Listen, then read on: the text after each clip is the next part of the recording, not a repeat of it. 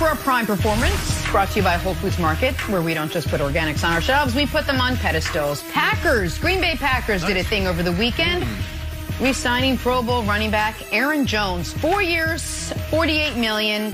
How about this? His agent, Drew Rosenhaus, said, quote, Aaron would have signed for more in free agency, but he wanted to stay in Green Bay. That's so agenty. Jones took to Twitter after signing. He said this, let's run it back. Got former Packers great Greg Jennings joining us now. Greg, does re-signing just him being there, just the whole aura of being in Green Bay, we're running that part back. Greg, does re-signing Aaron Jones give Aaron Rodgers enough to win a Super Bowl next year, or does he still need more? He needs more. He needs more. It was proven last year against the Tampa Bay Buccaneers. Like, Aaron Jones was there, and even more were there that they're trying to bring back even this year in free agency. Robert Tonyan and Corey Linsley. There's a lot of moving parts for the Green Bay Packers outside of just Aaron Jones. I think this was huge for them to be able to re-sign Aaron Jones and him wanting to be back with Green Bay. But I think a lot of this is going to be, again, put on Aaron Rodgers. And I would love to see him start kind of calling and putting out, like Tom Brady has done, like so many players do nowadays, using their social platforms to really bring on other pieces. Nick, you mentioned last week, and you've mentioned a few times about Odell Beckham. Like, you got to start sowing those seeds. If you want to win, and you want to win now, and you want to trump what the Tampa Bay Buccaneers are trying to do again down there, you got to start requesting and trying to put out little fillers if you're Aaron Rodgers, and he is the one that can do that. Because free agents... Rodgers threw that bad pick, and then they allowed Scotty Miller to get deep. So, Brandon, I don't think the Packers are miles away from contending. I think they are one of the top-tier contenders because they have a healthy Aaron Rodgers. They were 13-3 last year. And Brandon, if they're not contenders, then who in the NFC is other than Tampa? Who? Yeah, but that's all they are, though, Nick. Look, I caught a lot of flack before the year because I said, you know what? The Aaron Rodgers era was wasted by the Green Bay Packers. One Lombardi trophy? Like, one in the Aaron Rodgers era? Are you kidding me? So this conversation is the same every year. Well, we know they're going to be in it, but they just don't get over the hump. Aaron Jones, he's a dog. We all know that. 30 touchdowns in 30 games. Of course, their chemistry, it makes them better. Like, they need to keep this. But what you said is absolutely right. Go get Shaq Barrett. I truly believe he's going to go back to Tampa, but go get Shaq Barrett. You know what else they're missing, Greg and Wilds? They're missing that guy that can just be disruptive on the defensive side, right? Like, you don't need to be a top 10 defense. You need to be right around 15. But you know what you absolutely need? You need like a honey badger. You need like Earl Thomas, and I'm not saying go get Earl Thomas, but like Earl Thomas in his prime.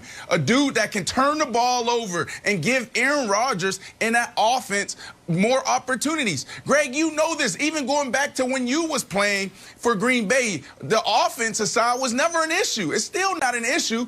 They probably would have went to the Super Bowl if their offensive line was a little bit more healthy. So they're always in this conversation as contenders, and then you just look at the defense side. Okay, can I get a little bit of help here?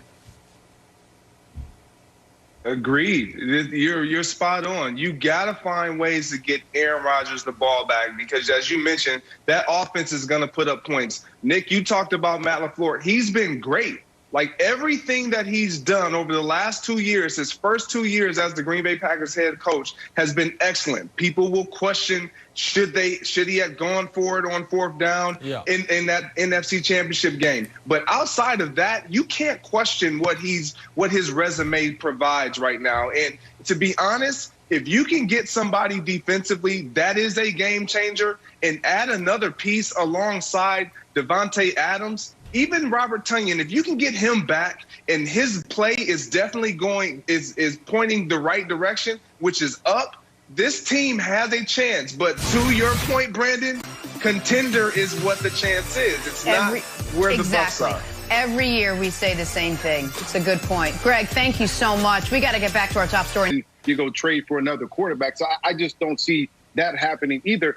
You know, to me, this all goes back to that Super Bowl. And I don't know if you guys remember, but I remember seeing Russell Wilson and Sierra watching down the field at Patrick Mahomes and all the weapons that he has, Tom Brady and all the weapons that he has. And he didn't look happy. He didn't look happy at all up there in that suite. He was sitting there with Roger Goodell and his beautiful wife, and they were just sitting there. They were having a great conversation, and Russell Wilson was pouting because he was jealous. He was upset. And to me, this play has all been about getting some control with that front office as far as in Seattle, having some say-so in the things that are going to go on in that front office, but getting more weapons around them. You have great wide receivers. You have the ability to run the football. And I think now you have to get that offensive line. You got a brand new offensive coordinator, and I think that plays a big part. Shane Waldron is a guy that was a passing game coordinator for the Rams. He is a balanced offense type of guy. You're not going to be all run focused. Now Russell Wilson can throw the ball a little bit more. They can be more aggressive there. But in order to do that, you have to find a way to protect your quarterback. And for me, from the beginning, this is what this was all about. Being able to find players to put around Russell Wilson to protect him so he's not getting banged up from the quarterback position. Hey, Brandon, doesn't this feel like a looming divorce? Like, there's problems in the marriage. Like, well, yeah, we got divorced yesterday. Like, you did? Yesterday? That was fast. Versus like, yeah, you know, 2 years ago, remember how we were having problems? Yeah, we made it official. Doesn't it feel like that? And doesn't it feel a little bit like Tom Brady, that there was problems in New England, kept winning? It's like, all right, by the way, my house is for sale now, even though I'm going to play the full year, and then I leave. So it feels like Russ will give it one more year. Unless they win the Super Bowl, this is just going to get worse and worse and worse. Then Seattle will also be in a financially advantageous position to move on from Russ next year, because this year there's cap hit would be 39. Next year it'll be 26. That's numbers courtesy of our resident GM before the meeting. Right.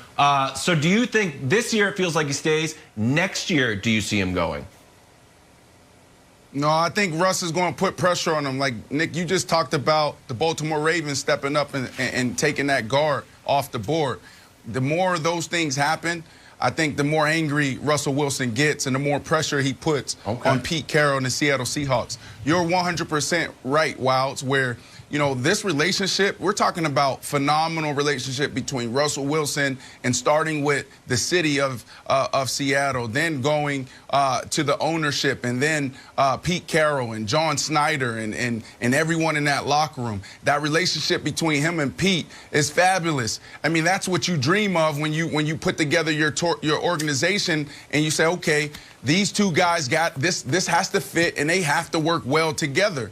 But the reality is that now Russell Wilson is stepping into his own. And I think once the Legion of Boom was broken up, then they gave it to Russell Wilson, and it took him time to say, you know what, I am the guy. He just led by example. Yeah, Russ was raw. He said those things. Now he literally has to lead this organization. And this is the first time he's felt comfortable sitting down with management and talking in black and white. Like, I know we are friends. I know we love each other. But this is about business now. And that's what you're seeing. So if they don't make it right, then yeah, it could be one more year. But Russell Wilson is putting the pressure on Seattle right now to make it right, because he see everybody else achieving things at a high level. And don't get it twisted. He wants to be right in all of those discussions on television. He wants all the awards. He wants to win Super Bowls. And like I said earlier, he wants to do it in high fashion.